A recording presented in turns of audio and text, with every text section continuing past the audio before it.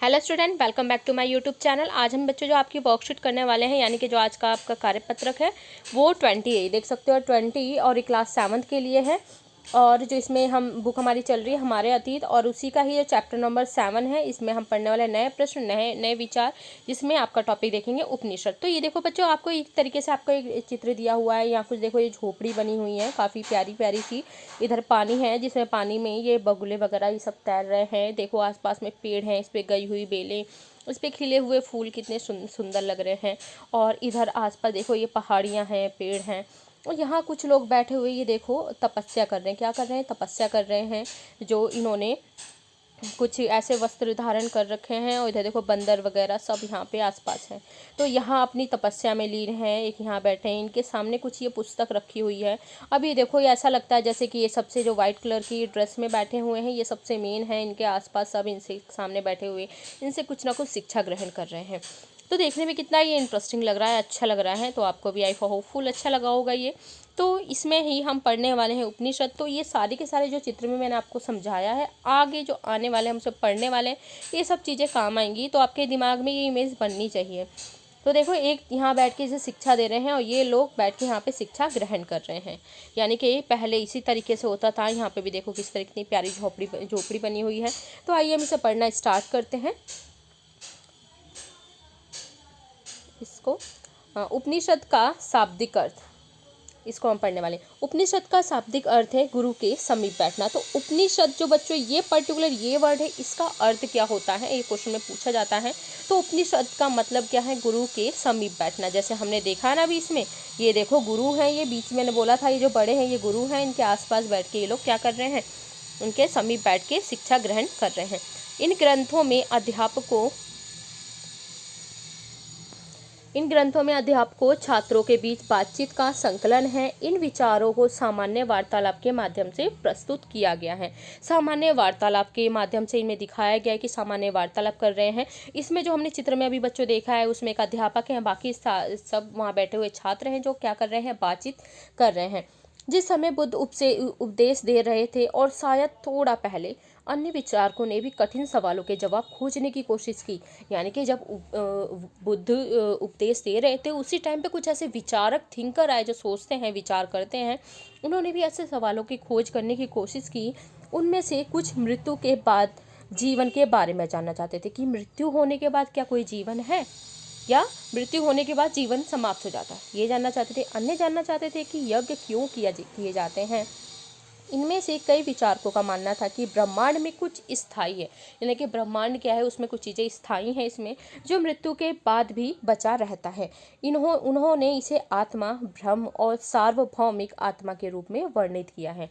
इन्होंने यही माना है कि मृत्यु हो जाती है, मृत्यु के होने के बाद जो हमारे ब्रह्मांड में स्थायी रूप से मौजूद रहता है, उसकी आत्मा मौजूद रहती है। वे मानते थे कि आखिरकार आत्मा और ब्रह्म दोनों एक ही हैं, यानी कि मानते थे कि आत्मा और ब्रह्म दोनों के दोनों क्या हैं? एक हैं ये। इसके बाद हम देखेंगे अधिकांश, इसमें जो आपका है, अधिकांश इन चर्चाओं में भाग लेने वाले विचारक पुरुष होते थे। तो जब इन बातों पे चर्चा होती थी, ये लोग बैठ के, जैसे अभी हमने देखा है यहाँ झोपड़ी में, ये देखो किस तरीके से लोग बैठे हैं। तो ये लोग बैठ के आपस में बातें कर रहे हैं। ये क्या है? अध्यापक हैं, और ये इनके छात्र हैं। लेकिन इनकी पढ़ाई कैसी हो रही है? आपस में जो बातचीत करके पढ़ाई हो रही है, उनकी बातचीत का संकलन किया जा रहा है। और यहाँ देखो किस तरीके से बुक रखी हुई है, अपनी ध्यान में लीन है, और यहाँ ये थोड़ा दूरी पे बैठे हैं। तो ये लोग आपस में यही बातचीत करते, ढूंढते रहते थे कि क्या ऐसा कुछ है, यानी कि मरने के बाद भी जीवन है या नहीं है, या मरने के बाद क्या होता है, मरने के बाद कोई अलग सी दुनिया होती है। या फिर इन्होंने एक निष्कर्ष निकाला कि हाँ, मरने के बाद जो आत्मा होती है वो हमारे इस ब्रह्मांड में जो मौजूद होती है, और ये स्थायी है।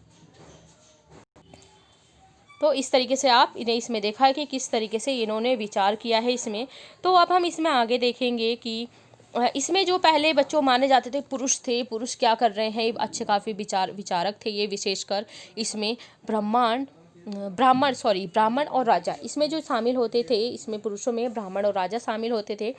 कभी कभी गार्गी जैसी स्त्री विचारकों का भी उल्लेख मिलता है। इसमें गार्गी जैसी जो स्त्री थी, उन विचारकों का, यानी कि स्त्री भी उस टाइम पे विचारक थी, जिसमें एक फेमस नाम आपके सामने गार्गी का है, जो अपनी विद्वता के लिए प्रसिद्ध थी और राज दरबार में होने वाली चर्चाओं में भाग लेती थी।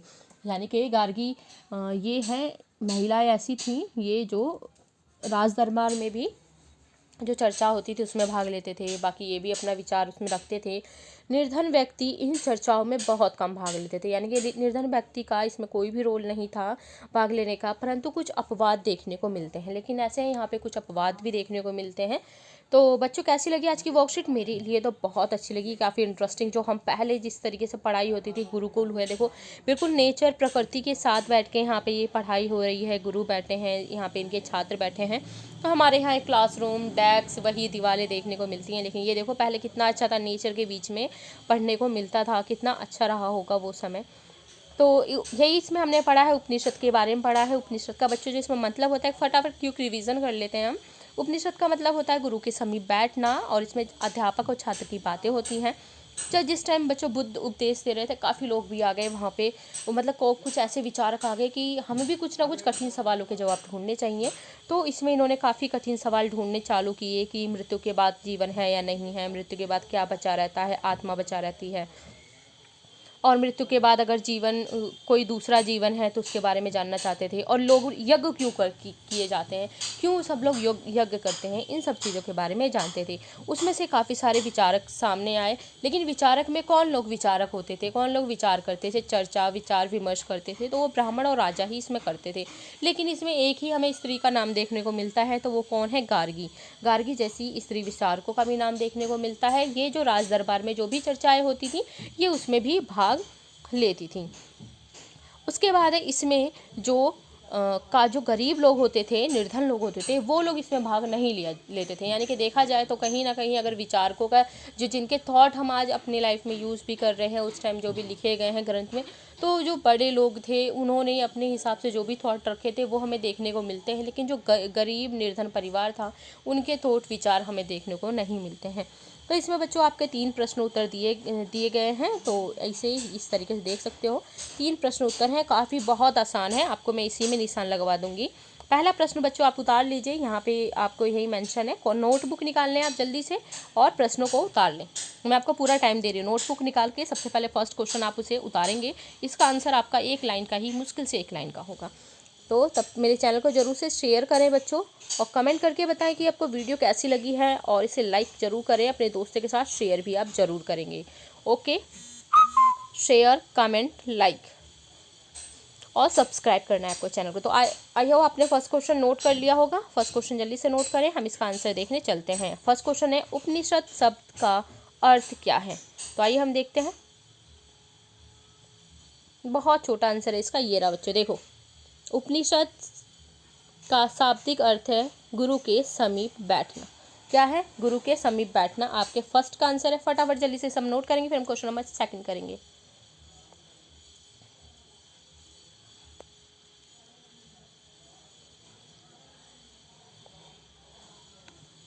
वीडियो पॉज कर सकते हैं बच्चे, आप जैसे लिखते लिखते आपको लगे ना कि आपका मैं नेक्स्ट क्वेश्चन पे पहुंच गई हूँ, आपका फर्स्ट क्वेश्चन कंप्लीट नहीं हुआ है, तो आप उस टाइम वीडियो पॉज कर लीजिए, ठीक है। फिर उसके बाद जैसे आप स्टार्ट करेंगे, फिर जैसे वीडियो पॉज करके आप पहले एक क्वेश्चन कर लीजिए, आपका एक क्वेश्चन हो गया।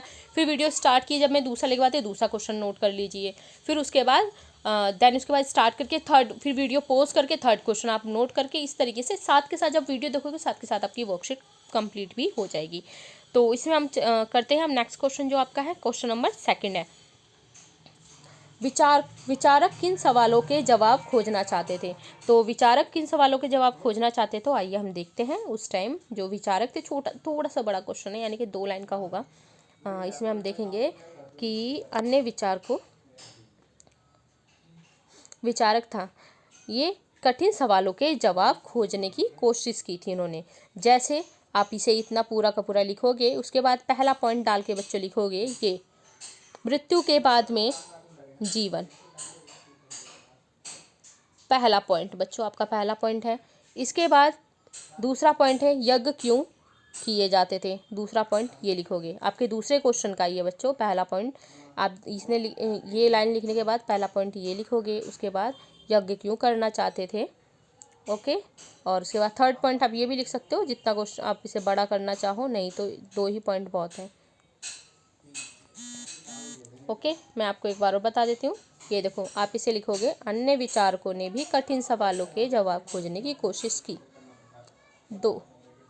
ठीक है, अब मैं इसके पॉइंट अलग कलर के पेन से निशान लगा देती हूँ ताकि आपको क्लियर हो। पहले ये लिखोगे लाइन, उसके बाद बच्चे आप लिखोगे इसमें से पहला पॉइंट लिखोगे, इसी के इस लाइन लिखने के बाद जस्ट नीचे इसमें पहला पॉइंट लिखोगे, मृत्यु के बाद जीवन के बारे में जानना चाहते थे। ओके, उसके बाद थर्ड पॉइंट लिखोगे आप, इस सेकंड पॉइंट, यज्ञ क्यों करते हैं, यज्ञ क्यों किए जाते हैं।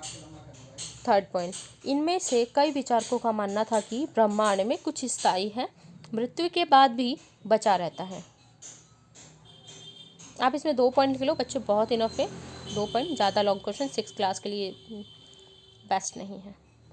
देख लिया आपने, अन्य विचारकों ने भी कठिन सवालों के जवाब खोजने की कोशिश की। इसके नीचे पहला पॉइंट लिखोगे, मृत्यु के बाद जीवन के बारे में जानना चाहते थे। दूसरा पॉइंट आपका है यज्ञ क्यों किए जाते हैं, तो ये इनके सवाल थे। ओके, आपका थोड़ा सा दूसरा क्वेश्चन आपके लिए टिपिकल हो सकता है, बाकी के क्वेश्चन आपके बहुत ईजी हैं। ये आपका सेकंड है, यज्ञ क्यों किए जाते थे, और ये आपका फर्स्ट है, मृत्यु के बाद जीवन के बारे में जानना चाहते थे। ठीक है, हो गया होगा।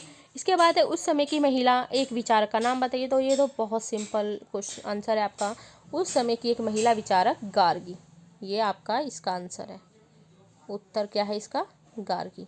ओके, थर्ड का है, उस समय की एक महिला विचारक का नाम बताइए। तो उस महिला विचारक कौन सी है बच्चों, वो गार्गी है। होपफुल आपको वीडियो अच्छी लगी हो, वीडियो अच्छी लगी होगी तो बच्चे इसे शेयर ज़रूर करें, कमेंट करके बताएं आपको कैसी वीडियो लगी है, लाइक कर दें और इसमें कमेंट ज़रूर करें कि आपको कैसी लगी है। अपने इसे सब्सक्राइब करके चैनल को ज़रूर जाएँ। मिलते हैं नेक्स्ट वीडियो में नेक्स्ट वर्कशीट के साथ, फ्राइडे वाली वर्कशीट के साथ मिलेंगे हम। तब तक के लिए अपना ख्याल रखें, अपने घर वालों का ख्याल रखें। Take care and thank you.